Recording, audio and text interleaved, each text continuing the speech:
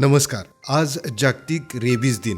Rabies हा एक जीवघेणा आजार आहे जो काळजी घेतल्यास 100% टाळता येतो. रेबीज कधी होतो? जेव्हा कुत्रा, मांजर किंवा इतर कोणतेही जनावर चावतं, ओरखडतं किंवा जिभेने चाटतं, तेव्हा त्यांच्या लाळेतून तो आपल्या शरीरात जातो. एकदा त्याची लागण झाली की मग लक्षणं दिसू लागतात आणि मग त्यानंतर डॉक्टर सुद्धा काहीच करू शकत नाहीत. पण घाबरू नका. महत्वाचं फक्त एकच, वेळेवर आणि योग्य काळजी. जर कोणत्याही जनावराने चावले तर लगेचच ती जखम साबण आणि खूप साऱ्या पाण्याने कमीत कमी 15 मिनिटं धुवायची आहे. हे काम अजिबात विसरायचं नाही. जखम धुतली की कोणतेही घरगुती उपाय न करता ताबडतोब जवळच्या सरकारी दवाखान्यात जा आणि रेबीजची लस म्हणजेच अँटी रेबीज इंजेक्शन हे टोचून घ्या. महाराष्ट्राच्या आरोग्याची काळजी घेणाऱ्या माझ्या सर्व आशाताईंना माझी खास विनंती आहे.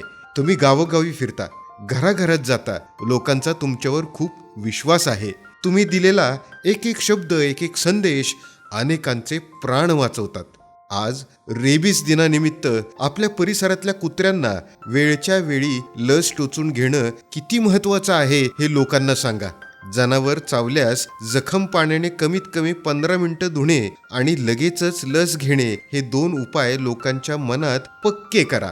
रेबीजवरच्या अंधश्रद्धा, काही अफवा बाजूला ठेवून फक्त योग्य आणि साधी माहितीच लोकांपर्यंत पोहोचवा.